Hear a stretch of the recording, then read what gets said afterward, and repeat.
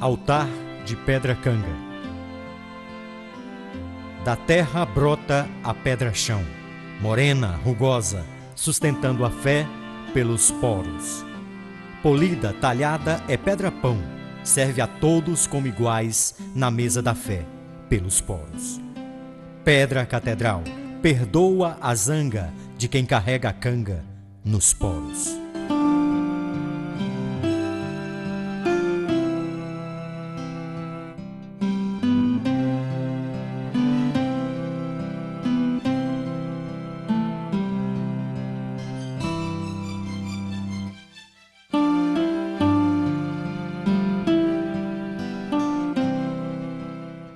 Os dominicanos chegaram aqui por volta do século XIX, em 1886.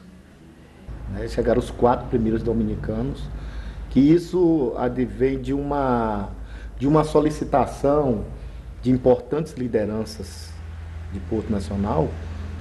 Inclusive com a visita do primeiro bispo de Goiás, a Porto Nacional e todo o extremo norte, né?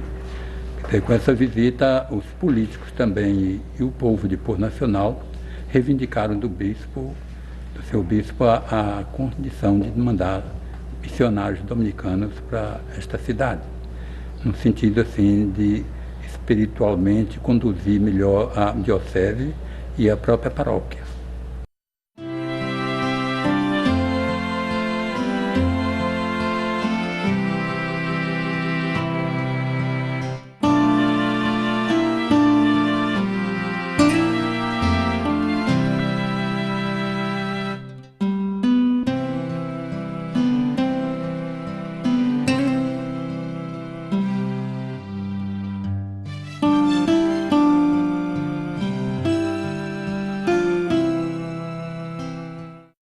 Eles vieram da França, para você ter uma noção, para nós termos uma noção exata do que isso representa, o primeiro mundo daquela época, e uma missão especializada, vindo para Porto Nacional. E aqui aportaram em 20 de maio de 1886. Mas eram viagens demoradas e muito sofridas, que era tudo no remo, né? E nos varões, beirando os rios, as margens dos rios, mas chegava no seu destino. E ajudaram muito nessa evangelização. Então cresceu muito o número de fiéis que tinham uma visão focada no catolicismo.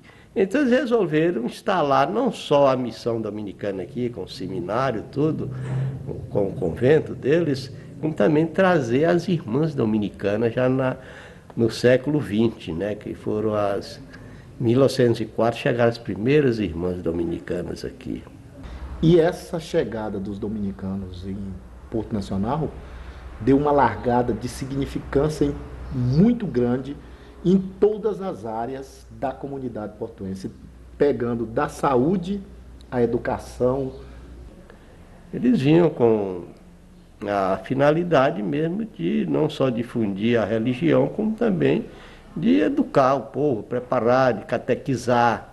Eles tinham como profissão a religiosidade, mas eles também eram arquitetos, eles eram músicos, eles eram atores. E isso eles influenciaram significativamente na formação das futuras gerações de Porto Nacional. Que eles ensinavam para você a ler, a escrever, a tocar, a cantar, a trabalhar. Quantos ofícios dominicanos nos ensinaram aqui? Nós temos o nosso querido Frei Berto, o construtor dessa igreja, o engenheiro construtor. Esse homem sabia tudo. O Frei Berto já veio com uma visão, primeiramente, de um homem extremamente organizado e com o foco naquilo que ele tinha que fazer. A catedral não foi feita, a Catedral Nossa Senhora da Mercê, não foi feita com a varinha de condão.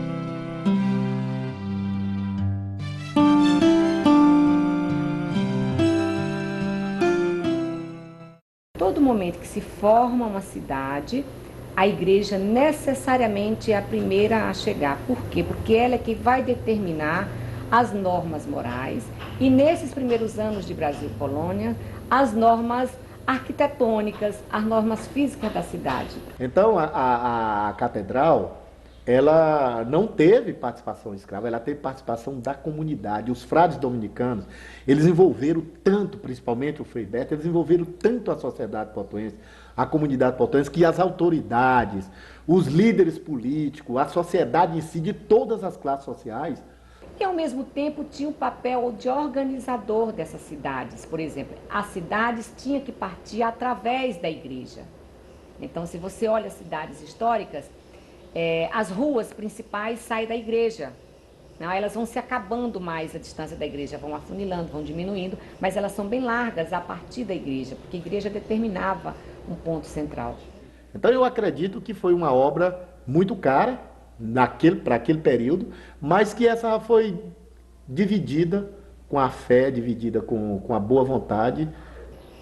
Então esse é o papel da igreja na formação das cidades. Ela determina a forma de pensar, a forma arquitetônica, a forma de organizar e a forma moral do espaço físico.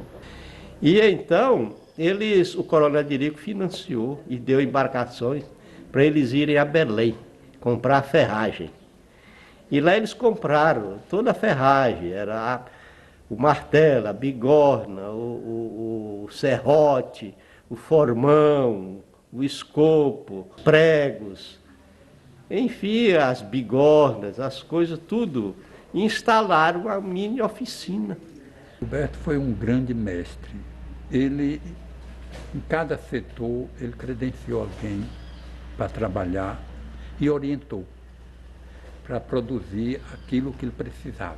Ele treinou os seus artífices, ele preparou como seria a obra. Por exemplo, ele criou as oficinas de madeirames, ele criou as oficinas de como seria tratado a massa, ele criou as oficinas de entalhamento de pedras, aonde as pedras seriam buscadas, de que forma essas pedras seriam transportadas. Antes de que a obra começasse, todo esse preparo foi feito. Como não tinha cimento, não tinha ferro, e só tinha areia no rio, né? O que eles fizeram?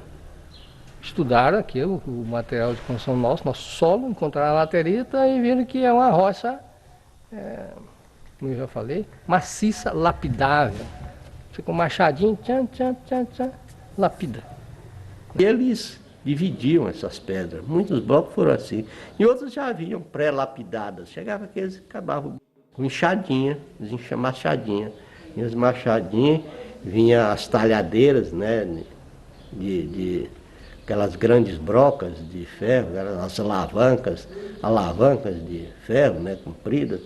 E aquilo eles tinham a técnica, eles já sabiam o veio da pedra, batiam, elas cediam, rachavam, e aí eles iam lapidar, ia fazer. Tá vendo que as pedras aí são todas desenhadas, tudo bem talhadas. Porque tem pedra lá que tem mais 100 quilos.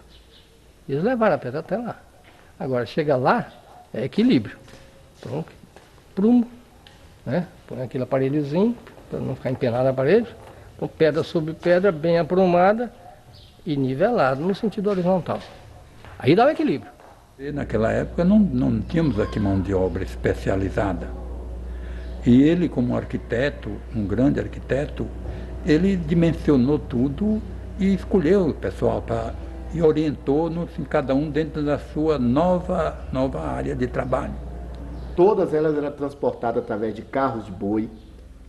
As juntas de bois foram preparadas na fazenda dos dominicanos, que eles montaram essa fazenda. Eles tinham os bois preparados, eles tinham os carros de boi preparados. Então essas pedras eram transportadas, dependendo do que ela seria usada, elas vinham de uma parte da região. A grande sabedoria do Frei Berto, ele adaptou as coisas próprias da natureza nossa aqui, da madeira, disso, daquilo outro, fazendo andaimes. Quer dizer, isso foi a grande virtude dele, porque nós não tínhamos nada. Se não chegasse um elemento com esse conhecimento, que soubesse de simular toda essa situação, essa igreja não teria sido construída, ou então ela teria sido construída de uma maneira que ela hoje não estaria de pé. É graça de ter uma igreja secular, com a beleza e a rusticidade que ela tem, ela encanta qualquer um.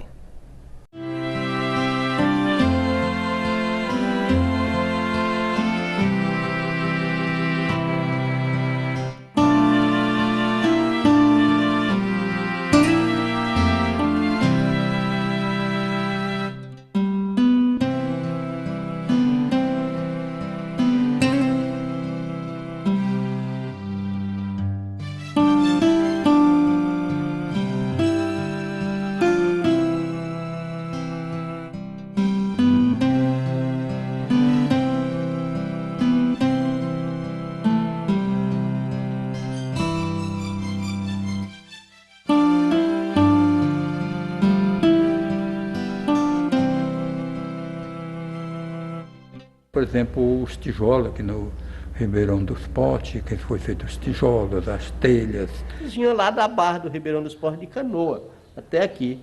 Chegavam na beira do rio, descarregavam e o povo carregava. Muitos carregavam na cabeça, outros carregavam, faziam os bercinhos, carregavam, botavam no ombro.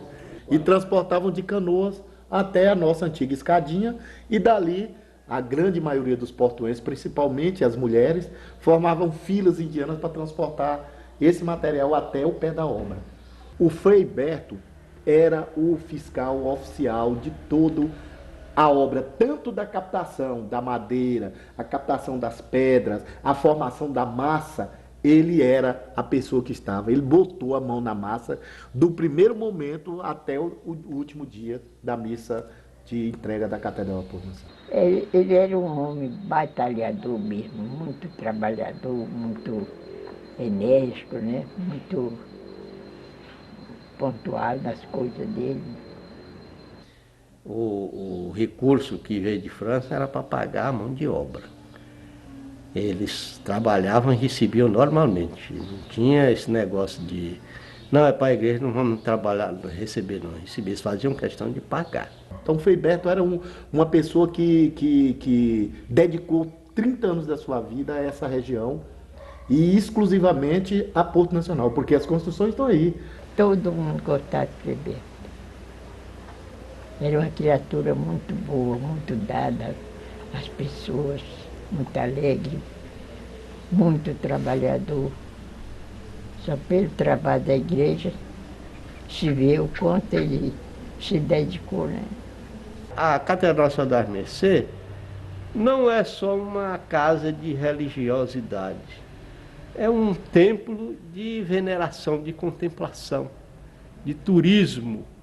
É o símbolo do estado do Tocantins, é o símbolo desse setentrião do então estado de Goiás, hoje Tocantins.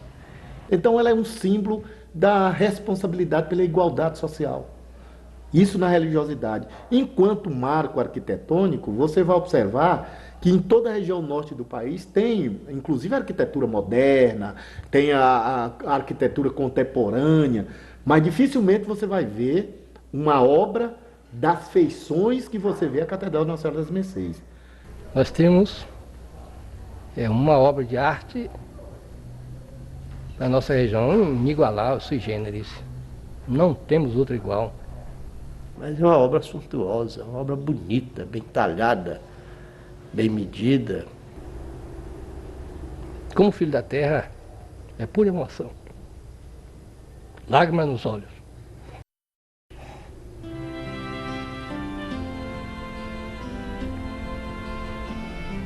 Como os homens naquela época tinham determinação, coragem. Eles não furtaram ao princípio da responsabilidade com coragem e dedicação. Enquanto não terminaram, eles não pararam, nunca desistiram de construir. Isso me encanta porque hoje tantas obras bem menores que essas são desistidas, desencorajadas, e aqueles homens naquela época nunca perderam a vontade de terminar o que começaram.